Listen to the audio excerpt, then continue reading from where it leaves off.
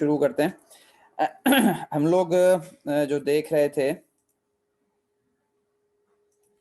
पिछली दफा जो टॉपिक हमने देखा था वो हमने ट्रांसफर फंक्शन को कन्वर्ट किया था स्टेट स्पेस के अंदर। That was topic 3.5।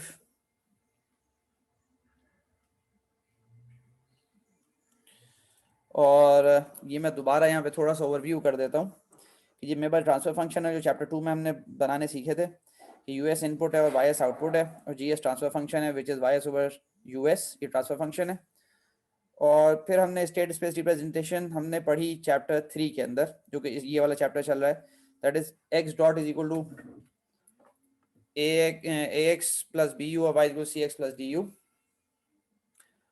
और यहाँ पे जो 3.5 टॉपिक था वो ये है कि आपके पास किस तरह ट्रांसफर फंक्शन को आप कन्वर्ट कर दें स्टेट स्पेस के अंदर। This is section 3.5। और आज जो हम डिस्कस करेंगे एक एग्जांपल के बाद अभी, वो सेक्शन 3.6 होगा कि अगर हमें स्टेट स्पेस रिप्रेजेंटेशन गिवन है तो वापस ट्रांसफर फंक्शन कैसे बनता है। ठीक है, अच्छा मैंने ये बात समझाई थी पिछले लेक्चर के अंदर कि हमारे पास एक ही ट्रांसफर फंक्शन से बहुत सारी जो है ना स्टेट स्पेस रिप्रेजेंटेशंस बन सकती हैं। एक ही ट्रांसफर फंक्शन होता है, उसे बहुत सारी स्टेट स्पेस रिप्रेजेंटेशंस बन सकती हैं। उनके कुछ नाम मैंने लिखे थे, जैसे फेज वेरिएबल फॉर्म होती है, कंट्रोलर कैनोनिकल, ऑब्जर्वर कैनोनिकल। हमने फेज वेरिएबल को डिटेल में पिछले लेक्चर में देखा था, कंट्रोलर ऑब्जर्वर को हमने नहीं देखा था। अच्छा, एक इंपॉर्टेंट बात यहाँ पर कि ये जितनी भी आपके पास स्टेट स्पेस रिप्रेजेंटेशंस होती हैं, जब इनको हम ट्रांसफॉर्म करते हैं तो वापस वही ट्रांसफर फंक्शन हमें मिल जाता है। लेकिन ट्रांसफर फंक्शन को आप डिफरेंट तरीके से स्टेट स्पेस में लिख सकते हैं। ठीक है ना, स्टेट्स चेंज होती हैं ना ऑर्डर चेंज होता है, कुछ भी चेंज नहीं होता। मतलब अगर 4 स्टेट्स हैं तो फेज वेरिएबल में भी 4 होंगी, कंट्रोलर कैनोनिकल में भी 4 होंगी, ऑब्जर्वर में भी 4 होंगी। तो ये चीज़ है। कंट्रोलर कैनोनिकल कंट्रोलर डिजाइन के अंदर हेल्पफुल होता है, ऑब्जर्वर कैनोनिकल ऑब्जर्वर डिजाइन के अंदर हेल्पफुल होता है, इसलिए ये नाम है इसके। हम फेज वेरिएबल पढ़ते हैं, phase variable general state space representation के अंदर। ठीक है, अच्छा यहाँ पर ये पूरी चीज हमने देखी थी कि हमारे पास एक ट्रांसफर फंक्शन गिवन था, जैसे c s over r s जो 24 over s cube plus 9 s square plus 26 s plus 24। और ये ट्रांसफर फंक्शन को फिर हमने जो है ना वो उसकी डिफरेंशियल इक्वेशन बनाई थी, that is in number 1। Differential equation के बाद हमने फेज वेरिएबल के कुछ हमने यहाँ पे अजम्पशंस किए थे, वो सारे यहाँ पे अजम्पशंस मैंने बार बार समझाए थे। ये क्या अजम्पशंस हैं कि आपके पास जितने भी आपके पास सिस्टम का ऑर्डर है, मतलब ये जितने पोल्स हैं, 3 पोल्स हैं, थर्ड ऑर्डर सिस्टम है, तो उतनी स्टेट्स होंगी। तो मैंने 3 स्टेट्स ली थी यहाँ पे। और आपके पास जो मोस्ट इंपॉर्टेंट अजम्पशन है वो ये वाली है कि जी पहली स्टेट आपका आउटपुट का डेरिवेटिव होगा, और दूसरी स्टेट आपके पास, मतलब ये वाली अजम्पशन कि जो ग्रीन वाली है, सबसे पहले कि जो आउटपुट है आपके पास वो पहली स्टेट होगी, आउटपुट का फर्स्ट डेरिवेटिव दूसरी स्टेट होगी, आउटपुट का थर्ड डेरिवेटिव तीसरी स्टेट होगी। अगर आपके पास फोर्थ ऑर्डर सिस्टम होता है, 4 पोल्स होते हैं, 4 स्टेट होती हैं, x4 होता है तो उसकी डबल डॉट होता है। इस अजम्पशन की बेसिस पे फिर हमने सारी डेरिवेशंस की, और अल्टीमेटली हमने जो है ना वो ये एक स्टेट स्पेस मॉडल बनाया था। ये आपके पास x dot is equal to x plus b u, और यहाँ पर इसका y is equal to c x plus d u, वो ये लिखा हुआ है सामने। और ओवरऑल जो आंसर था वो आपके पास जो बुक के अंदर है वो ये 3.59 ए और बी है।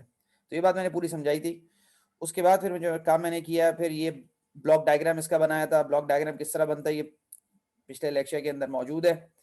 और फिर ब्लॉक डायग्राम के बाद हमने इसका सिग्नल फ्लो ग्राफ बनाया था, वो ये था। तो this was the last lecture. ठीक है, तो ताकि ब्रीफ ओवरव्यू आपको अंदाजा हो कि हमने पिछले लेक्चर में ये चीज़ें देखी थी। आज जो चीज़ हमने देखनी है दैट इज ये वाली एग्जाम्पल कि अगर मेरे पास जीरोस भी हैं सिस्टम में। अभी जो मैंने एग्जांपल देखी थी उस सिंपल, उसमें पोल्स थे। Let me show you from here. हमने जो एग्जांपल की वो पिछली वाली एग्जांपल थी जिसके अंदर कोई भी जीरोस नहीं थे। हमने ये एग्जांपल सॉल्व की, दिस इज एग्जांपल 3.4 जो हमने पिछले लेक्चर में सॉल्व की। इसमें आप देखें कोई भी जीरोस नहीं है, 3 पोल्स हैं सिस्टम के अंदर। तो आज जो चीज़ हमने सॉल्व करनी है, पहली तो ये कि अगर ट्रांसफर फंक्शन के अंदर जीरोस भी आ जाए तो हम इस एग्जाम्पल को पहले सॉल्व करते हैं। We start from this one, example 3.5 कि ये किस तरह सॉल्व किया जाता है।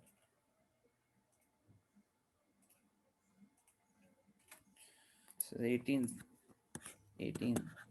फरवरी 2021। अच्छा, यहाँ पे कॉन्सेप्ट ये है कि जब आपके पास न्यूमरेटर है और ये आपके पास डिनोमिनेटर है, तो न्यूमरेटर के अंदर आपके पास जो इन्फॉर्मेशन है ये आपके पास जीरोस की इंफॉर्मेशन है और आपके पास डिनोमिनेटर में आपके पास पोल्स की इंफॉर्मेशन है। यहाँ पे आपके थर्ड ऑर्डर सिस्टम है तो आपके पास 3 पोल्स हैं सिस्टम के अंदर। सिस्टम का ऑर्डर का जीरो से कोई ताल्लुक नहीं होता, लेकिन एस स्क्वायर है तो आपके पास 2 जीरोस हैं यहाँ पे, क्योंकि आपके पास एस स्क्वायर है तो आपके पास 2 जीरोस है।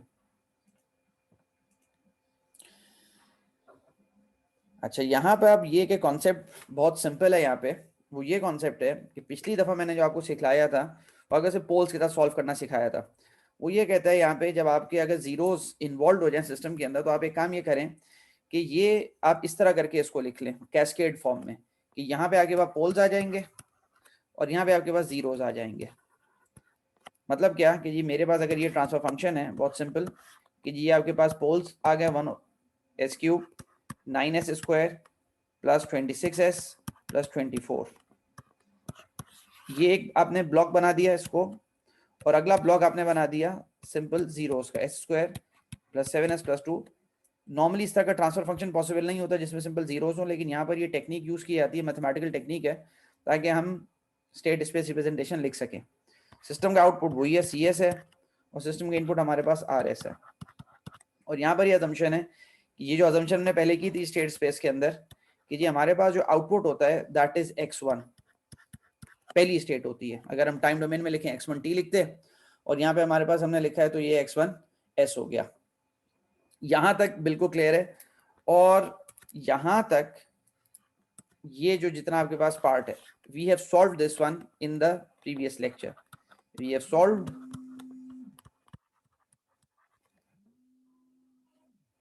This block in the previous lecture।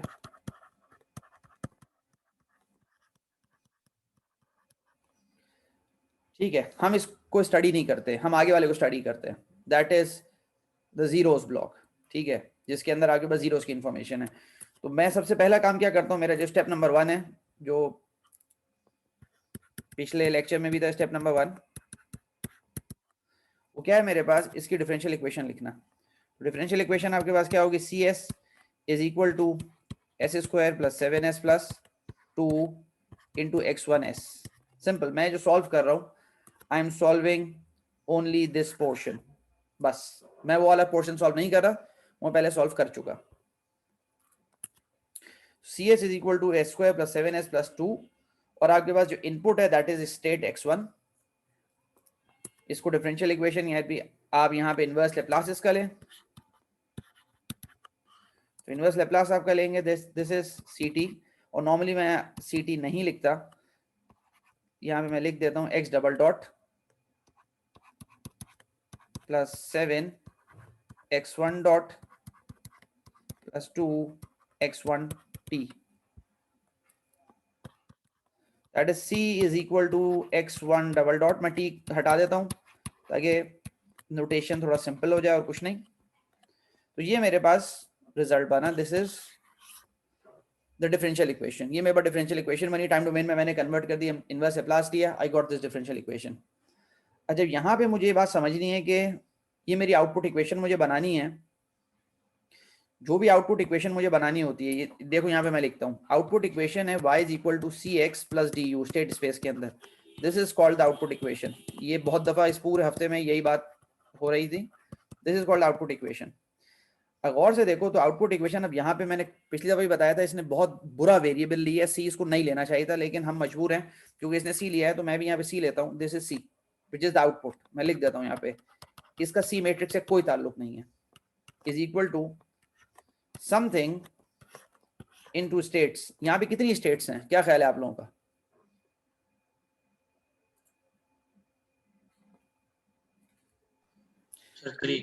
हाँ, मेरा जो ये सवाल चल रहा है, यहाँ पे कितनी स्टेट्स हैं? 3 सर। 3 है, ठीक है। चाहिए है कि मैं जरा अटेंडेंस ले लूं, 11:50 हो रहे हैं।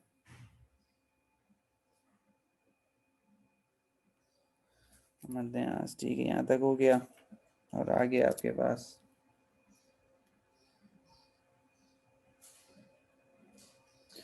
ठीक है। अच्छा ये है कि मेरे पास 3 स्टेट्स होंगी, तो 3 स्टेट्स जो हैं वो आप में से कौन बताएगा? अरीब आप बैठे हुए हैं? Yes sir. ठीक है, आप बताएं कौन सी स्टेट्स हैं? Sir x1 double dot, x1 dot और x। एक सेकंड सुनो सुनो दोबारा। पिछली दफा जो मैंने पूरा सवाल सॉल्व करवाया था उसके अंदर गौर से देखो, यहाँ पे जो स्टेट्स हमारे पास हैं वो हमारे पास हैं x1 x1 x2 x2 x3, 3 states हैं। यहाँ पे मैं दोबारा दिखाता हूँ, ये बार बार कि स्टेट्स मेरे पास 3 इंडिपेंडेंट स्टेट्स हैं, वो अलग बात है, अजम्पशंस हमारे पास ऐसे हैं, लेकिन हमारे पास जो स्टेट्स हैं ये गौर से देखो, यहाँ पे ये फेज वेरिएबल चल रहा है रिप्रेजेंटेशन ये वाली।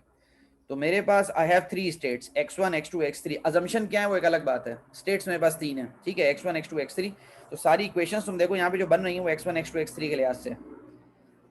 तो मेरे पास 3 स्टेट्स हैं यहाँ पे, तो मुझे आउटपुट जो लिखना है, c जो आउटपुट है मेरा वो मैंने लिखना है c in terms of x1 x2 and x3 plus, ये मैं क्वेश्चन मार्क यहाँ पे लगा देता हूँ, मुझे नहीं पता what is the capital C matrix and what is the capital D matrix, ये मुझे मालूम करना है, ठीक है। अच्छा u यहाँ पे इनपुट क्या है सिस्टम का, अगर इसको गौर से देखो, मैं ये सवाल सॉल्व कर रहा हूँ एग्जाम्पल 3.5, यहाँ पे इनपुट क्या है, what is u? Sir r है sir r, this is rt simple. तो मेरे पास यहाँ पे मैं लिखूंगा rt, तो ये मेरे पास इनपुट हो गया, वो मेरे पास rt हो गया। स्टेट्स मेरे पास, आपके पास 3 स्टेट्स हैं, c और d मैट्रिक्स मुझे निकालना है। अच्छा मेरे पास जो c की इक्वेशन है वो बड़ी खतरनाक इक्वेशन है, वो तो लिखी हुई x1 डबल डॉट और x1 डॉट और x1। तो मैं जो है ना ये इन दोनों को, मेरे पास x1 डबल डॉट भी मेरे पास नहीं है और x1 डॉट भी मेरे पास नहीं है, मेरे पास इक्वेशंस में जो मौजूद है वो तो x1 x2 x3 है, यानी मेरी जो इक्वेशन बनेगी वो कुछ इस तरह बननी चाहिए, something x1 plus something x2 plus something x3 plus something r। मैं तो ये इक्वेशन चाहिए, this is the desired format, this is the desired format, मुझे किसी तरह ये चीज चाहिए।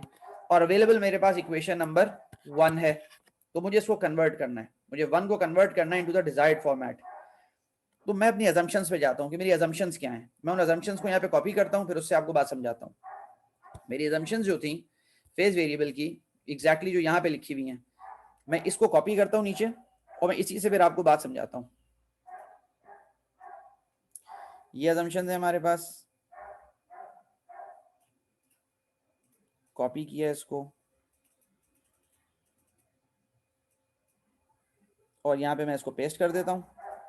ये मेरी अजम्पशंस हैं, I have to look very carefully कि जी यहाँ पर मैं इन अजम्पशंस को यूज करके कैसे जो है ना मैं डेरिवेटिव्स हटा सकता हूँ। मेरे पास इक्वेशन के राइट पे डेरिवेटिव्स नहीं आ सकते, तो आई स्टार्ट फ्रॉम हेयर कि जी मुझे पता है x1 तो मौजूद है, तो उसमें मैं टिक लगा देता हूँ, यार चलो x1 का कोई मसला नहीं है, ये बिल्कुल सही है। x1 डॉट मेरे पास, what is x1 dot? x1 dot मेरे पास अगर मैं गौर से देखूं, wait a minute, x1 dot मेरे पास क्या होगा, c डॉट होगा, और c डॉट मेरे पास होता है x2 फ्रॉम हेयर। तो x1 डॉट मेरे पास c डॉट है, x1 डॉट मेरे पास c डॉट है, c डॉट लिख दिया, और c डॉट मेरे पास x2 है, मैंने x2 लिख दिया, तो x1 डॉट मेरे पास c2 है। तो मैं इक्वेशन में यहाँ पे लिख सकता हूँ, मैं ऐसे ऐसे इसको बिल्डअप करता हूँ इक्वेशन को कि c is equal to x1 double dot, तो मैं नहीं लिख रहा, लेकिन ये मैं लिख सकता हूँ 7 x2 लिख सकता हूँ और 2 x1 लिख सकता हूँ। अब x1 डबल डॉट को मुझे रिप्लेस करना है, x1 डबल डॉट को, तो what is x1 double dot? x1 double dot is simple c double dot, पहली सीधी बात, मतलब आई स्टार्ट फ्रॉम हेयर कि जी x1 c है, तो x1 का double derivative c double dot है। What is c double dot? मैं गौर से देखता हूँ यहाँ पे c डबल डॉट मेरे पास x3 है, इट कम्स फ्रॉम हेयर, तो इसका मतलब ये है कि मेरे पास x1 डबल डॉट x3 के बराबर है। ये ब्यूटी है फेज वेरिएबल की, इसलिए फेज वेरिएबल को यूज किया जाता है। तो मेरे पास बन गया x3, तो मेरे पास जो अल्टीमेटली इक्वेशन बनी which is equation number 2, c is equal to, अब मैं इसको यहाँ पे लिखना शुरू करता हूँ, इसको मैं मिटा देता हूँ और यहाँ पे मैं वेरिएबल्स लिखना शुरू करता हूँ। तो c is equal to 2x1 7x2 1x3 and 0r। तो मेरे पास यहाँ पे जो इक्वेशन बनी that is c is equal to 2 7 1 x1 x2 x3 plus 0 into r। अब आप ये जहन में रखना कि यहाँ पे जो मैंने सवाल पूरा सॉल्व किया है, इसके अंदर, इस सवाल के अंदर मैंने ये अगला वाला पार्ट पूरा सॉल्व कर दिया। पिछला वाला पार्ट मेरा अजम्पशन ये है कि मैं पहले आपको पूरा समझा चुका हूँ, तो समझा चुका हूँ, तो ओवरऑल आंसर क्या बनेगा यहाँ पे? तो ओवरऑल आंसर ये बनेगा कि पिछली वाली जो इक्वेशंस थी यहाँ पे, इसके अंदर 3.59 तो वो स्टेट जो आपके पास इक्वेशन कहलाती है, सिस्टम मैट्रिक्स कहलाता है, वो तो वही रहेगा, आउटपुट इक्वेशन चेंज हो जाएगी। मतलब क्या कि ये मेरे पास यहाँ पे नहीं रहेगा, बल्कि मेरे पास ये आ जाएगी और मेरे पास स्टेट स्पेस की यही इक्वेशन रहेगी, वो चेंज नहीं होगी। तो this is my final answer for question 3.5। अब बाकी चीजें सब आप खुद ही कर सकते हैं फॉर क्वेश्चन 3.5। मतलब ये कि इसका ब्लॉक डायग्राम बनाना है, इसकी बाकी सारी चीज बनाना, वो सब बहुत सिंपल है। मैं क्विकली दिखा देता हूं उसको, लेकिन ये कि ये चीज आप खुद समझना, ये बहुत सिंपल बात है कि यहाँ पे ये इसका ब्लॉक डायग्राम है ultimately. This a block diagram. उसके अंदर सिंपल जो आपके पास आउटपुट है, अब देखो पहले आउटपुट मेरे पास जो आ रहा था, पहले जो आउटपुट आ रहा था वो मेरे पास सिंपल यहां से आउटपुट आ रहा था इन क्वेश्चन 3.5। लेकिन अभी ऐसा नहीं है, अभी मेरे पास बल्कि यहाँ पे नहीं आ रहा था, यहाँ पे आ रहा था। This was the output, ct was x1t in question number 3.5। यहाँ पर क्या है सिंपल कि आपके पास जो आउटपुट है, तुम देखो यहाँ पे नोटेशन के अजीब मसला है, ये yt लिखा हुआ है वहां पे, कभी ct लिखता है कभी yt लिखता है, बहरहाल this is the output, this is the output. तो आउटपुट की मेरे पास इक्वेशन क्या थी? आउटपुट की इक्वेशन जो मैंने डिराइव की थी, that is this one, c is equal to 2x1 plus 7x2 plus x3, 2x1। तो मेरे पास यहाँ पर x1 x2 x3 कहाँ पर है? This is x1, this is x2, this is x3। तो मेरे पास x1 को 2 से मैंने मल्टीप्लाई किया, I get this one. x2 को मैंने 7 से मल्टीप्लाई किया, I get this one. x3 को मैंने 1 के गेन से मल्टीप्लाई किया, आई गेट दिस वन। इनको ऐड किया, I get the output. Simple. तो ये आगे ब्लॉक डायग्राम बन गया। सिग्नल फ्लो ग्राफ आप खुद बना सकते हो। इसमें कोई कंफ्यूजन है इस टॉपिक के अंदर तो पूछो, क्योंकि अगला टॉपिक इज वेरी सिंपल। वो आपके पास जो है, अगर इसके अंदर कोई बात ऐसी है जो तुम लोगों को समझ में नहीं आई तो पूछ लो इसके अंदर, क्योंकि अगला जो टॉपिक है वो, मैं वापस ऊपर जाता हूं, वो ये टॉपिक है, ये वाला। सेक्शन 3.5 हमने कंप्लीट कर लिया। अभी जो हमें शुरू करना है, सेक्शन 3.6 करना है, जिसके अंदर हमारे पास स्टेट स्पेस गिवन है और ट्रांसफर फंक्शन हमको बनाना है। ये टॉपिक अभी डिस्कस करना है। We move to 3.6। आपका कोई क्वेश्चन इस तरह नहीं है, हो तो पूछ लेना बाद में। तो we move to 3.6। This is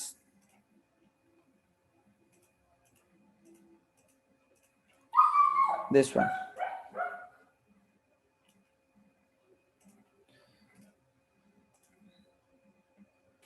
तो हमारे पास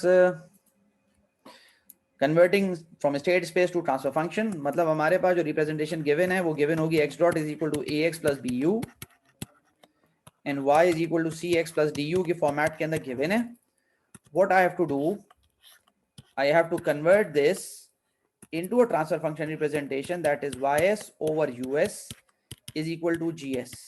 मुझे ये काम करना है सेक्शन 3.6 के अंदर। अच्छा, मेरे पास कोई भी स्टेट स्पेस रिप्रेजेंटेशन हो, चाहे फेज वेरिएबल हो, चाहे कंट्रोलर कैनोनिकल, चाहे ऑब्जर्वर कैनोनिकल, कोई भी हो मेरे पास, I will get the same transfer function. ठीक है। अच्छा, यहां पे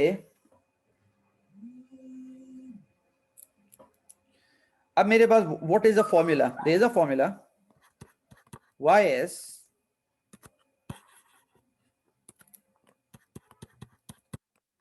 over cs is equal to c, this c comes from the state space, si minus a inverse b plus d, this is the formula। ठीक है, ये formula वो है जिससे आप कन्वर्ट कर सकते हैं स्टेट स्पेस को ट्रांसफर फंक्शन के फॉर्मेट में। I take a very simple example, I will solve that example ताकि आप पूरा समझो यहाँ पे। ठीक है, लेट सपोज मैं यहाँ कोई बहुत बेसिक सी एग्जांपल एक ले लेता हूँ कि मेरे पास एक ऐसा सिस्टम है, example I have x1 dot, I have x2 dot, I'll say 1, 2 and 0 minus 3. वैसे ही मैंने नंबर्स लिए, इनका कोई खास सिग्निफिकेंस नहीं है. x1 x2 plus 1 0 into u और द आउटपुट इक्वेशन आपके पास. सर जी जी सर आप स्क्रीन शो नहीं हो रही सर. मेरी स्क्रीन शो नहीं हो रही है. हो रही है सर सर. मतलब लास्ट इक्वेशन लिखी हुई है सर उसके बाद फॉर्मूले के बाद नहीं आ रहा कुछ. फॉर्मूले के बाद सर नहीं है मेरे वो अपडेट. सर मेरे क्या आपको हर एक को ये प्रॉब्लम आ रहा है? नहीं नो सर, सर. आ रही है, मेरे पास तो आ रही है सर. ठीक है, हो सकता है वो नेट का कोई इशू हो. वैसे भी लेक्चर रिकॉर्ड हो रहा है, कोई मसला नहीं है मेरे हिसाब से. तो शायद ये नेट का इशू होगा तो ये अपडेट हो जाएगा. मतलब ये है क्या, स्ट्रीमिंग, लाइव स्ट्रीमिंग में प्रॉब्लम आ रहा होगा. Okay sir. अच्छा, ये कि y is equal to, let suppose मैं कहता हूँ जी 1 माइनस 1. मैं बात दोबारा कह रहा हूँ, इन नंबर्स की कोई सिग्निफिकेंस नहीं है, मैं अपनी मर्जी से वैसे ही ले रहा हूँ. और आपके पास 0 u. अब मेरे पास ABCD 4 मैट्रिक्स हो गए. मेरे पास ये A मैट्रिक्स है, ये मेरे पास B मैट्रिक्स है, ये मेरे पास C मैट्रिक्स है और ये मेरे पास D मैट्रिक्स. D जनरली हमारे यहाँ 0 होता है कंट्रोल्स में, इसलिए मैंने 0 लिया, जो फीड फॉरवर्ड मैट्रिक्स हमारे पास होता है. अच्छा, अब यहाँ पे आई यूज दिस फॉर्मूला. वो फॉर्मूला क्या है? ys over cs is equal to c. s एक आपके पास स्केलर वेरिएबल है, i आइडेंटिटी मैट्रिक्स है. मैं ये सब यहाँ चीज लिख देता हूँ. ये आपके पास लेप्लास वेरिएबल है. लेप्लास वेरिएबल जो s होता है, ये आइडेंटिटी मैट्रिक्स है. आइडेंटिटी मैट्रिक्स, इसका वही डायमेंशन होगा जो A का डायमेंशन होगा. इसका वही डायमेंशन होगा जो A का है. A 3/3 है तो I 3/3 है. A 2/2 है तो I 2/2 है. ठीक है, बाकी तो नॉर्मल ABCD मैट्रिक्स हैं, वो आप समझते हो. अब इसको मैं लिखना शुरू करता हूं यहाँ पे. I will solve this. ys over cs is equal to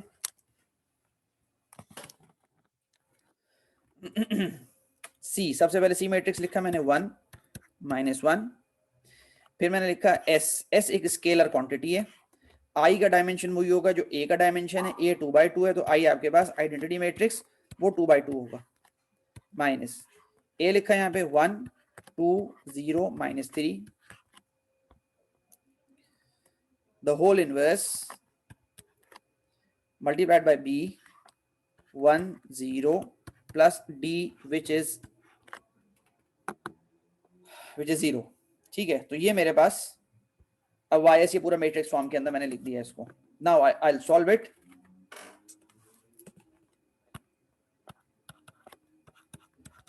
ys over cs is equal to, मैं 1 बाय 1 सॉल्व करता हूं. पहले ब्रैकेट्स के अंदर देखता हूं. This is s 0 0 s. मैंने स्केलर को मल्टीप्लाई कर दिया आइडेंटिटी से. Minus 1 2 0 minus 3 minus 1 B matrix आया प्लस 0 मैट्रिक्स. अच्छा, is equal to 1 minus 1 s minus 1 हो गया, 0 माइनस 2 हो गया, 0 माइनस 0 0 हो गया, s प्लस 3 हो गया. एंड माइनस 1 साइन 1 0 0 को अब मैं नहीं लिख रहा, जो आपके पास D जो आपके पास है. तो यहां तक मेरे पास फॉर्म आ गई है. अब मेरे पास मुझे इनवर्स लेना है. मुझे 2/2 मैट्रिक्स का इनवर्स लेना है. जैसे 2/2 मैट्रिक्स और इसका मुझे इनवर्स लेना है. This is a 2/2 matrix. तो आपके पास जो 2/2 मैट्रिक्स का इनवर्स होता है वो आपके पास एडजॉइंट ऑफ ए, मतलब किसी भी मैट्रिक्स का जो इनवर्स होता है वो आपके पास एडजॉइंट, लेट सपोज मैं इसको कहता हूं मैट्रिक्स P, और आपके पास ये मैट्रिक्स P हो गया मेरे पास. तो P इनवर्स मेरे पास जो है ना, P इनवर्स होगा adjoint of P over mod of P. अब मुझे ये निकालना है कि what is adjoint of P and then mod of P.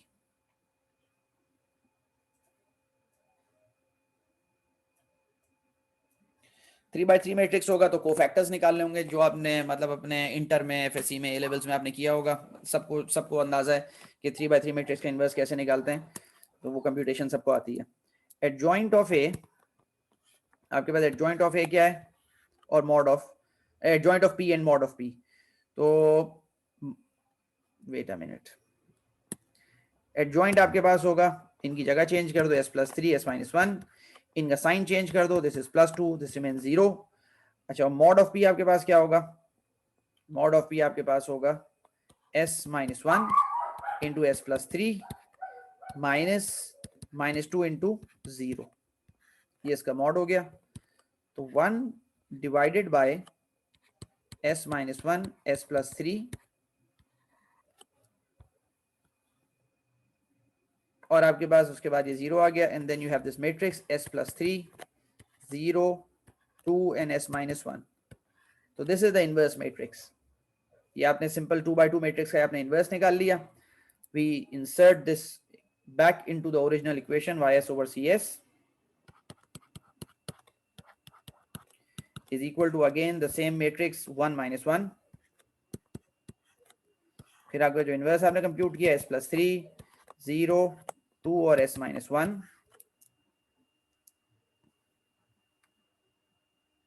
और फिर आपके पास 1 0।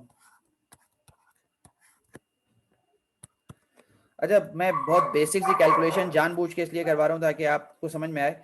इस मैट्रिक्स का डायमेंशन क्या है, जो पहला मैट्रिक्स मैंने लिखा हुआ है, क्या डायमेंशन है इसका? 1/2। इसका आपके पास है 1 रो एंड 2 कॉलम्स, इसका 2x2 हो गया, आखिरी वाले का आपके पास हो गया 2 रोज एंड 1 कॉलम। तो मुझे ये बहुत क्लियर अंदाजा है कि यहाँ पे जो जब इन दोनों को मैं मल्टीप्लाई करूंगा तो मेरे पास आंसर बनेगा 2/1, और जब इस 2/1 को मैं मल्टीप्लाई करूंगा 1/2 से तो मेरे पास आंसर आएगा 1/1। ये सिंपल कैलकुलेशन ताकि मैट्रिक्स मल्टीप्लिकेशन का आपको बिल्कुल क्लियर आइडिया हो कि जी आपके पास these two must be same and these two must be same। तो आपके पास ये 1 क्रॉस 1, इसका मतलब है 1 क्रॉस 1 स्केलर क्वांटिटी आंसर आएगा, ठीक है। अच्छा, अब इसकी मल्टीप्लिकेशन मैं शुरू करता हूँ। तो ys over cs is equal to 1 - 1, और यहाँ पे now we multiply s+3 into 1 is s+3 plus 2 into 0 will give me a 0, 0 into 1 and plus s-1 into 0, s+3 and 2, that's fine, and 0 and 0, that's fine। अच्छा, एक हमसे गलती ये हो गई, मैंने ये चीज जो है ना यहाँ पे नहीं लिखी जो कि मुझे लिखनी चाहिए थी, which I forgot, ये वाली चीज। तो वो यहाँ पर आएगी, यहाँ पर आएगी,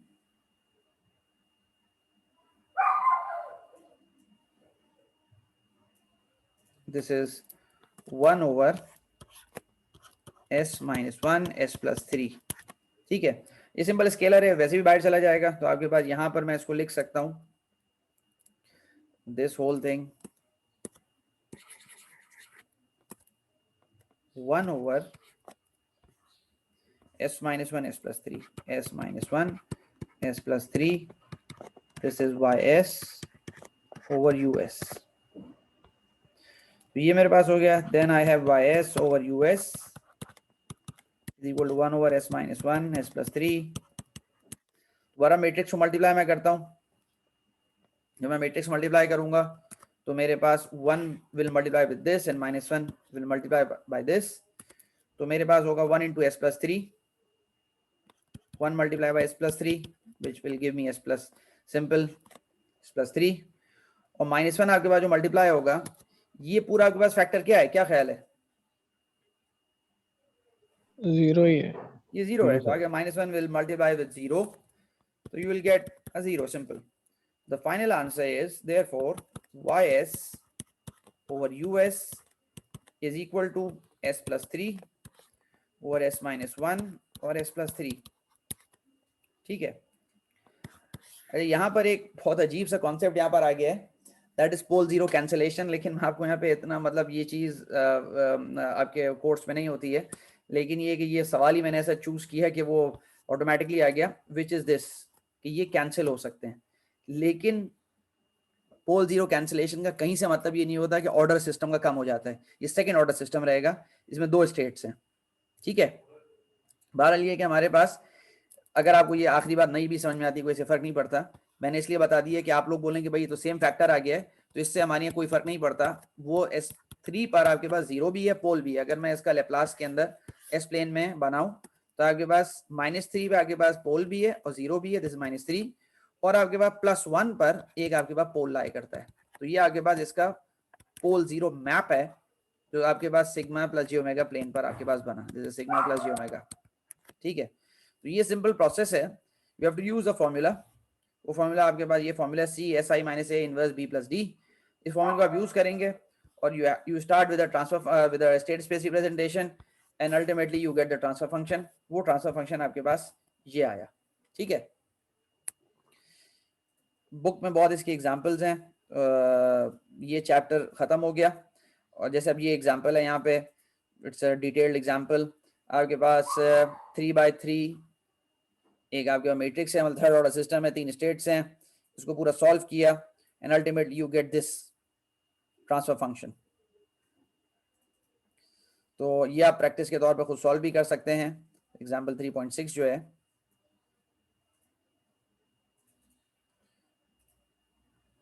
सैटरडे को प्रॉबेबली अभी टाइम टेबल मेरे पास आया था, लेकिन ये है कि अभी उसमें कुछ अपडेट्स होनी है, तो इसलिए मैंने अभी उनको कहा है, सादत साहब को और चौधरी इमरान को, वो अपडेट्स कर रहे हैं उसके अंदर लैब स्केड्यूल जो सैटरडे संडे का है। तो अभी जैसे ही मतलब उसका वर्जन 1 आया था, जैसे ही वो अपडेट होता है तो मैं फिर आप लोगों से शेयर कर देता हूँ। प्रॉबेबली आपकी सैटरडे को लैब होगी, तो किसी भी लैब में जब हमें टाइम स्लॉट मिलेगा तो फिर हम उसके अंदर मतलब अपना क्विज जो है ना, वो क्विज 1 हम अपना जो है ना वो कंडक्ट कर लेंगे इंशाल्लाह। और उसके बाद ये आपके पास इसका सोल्यूशन है, दिस इज अ सोल्यूशन।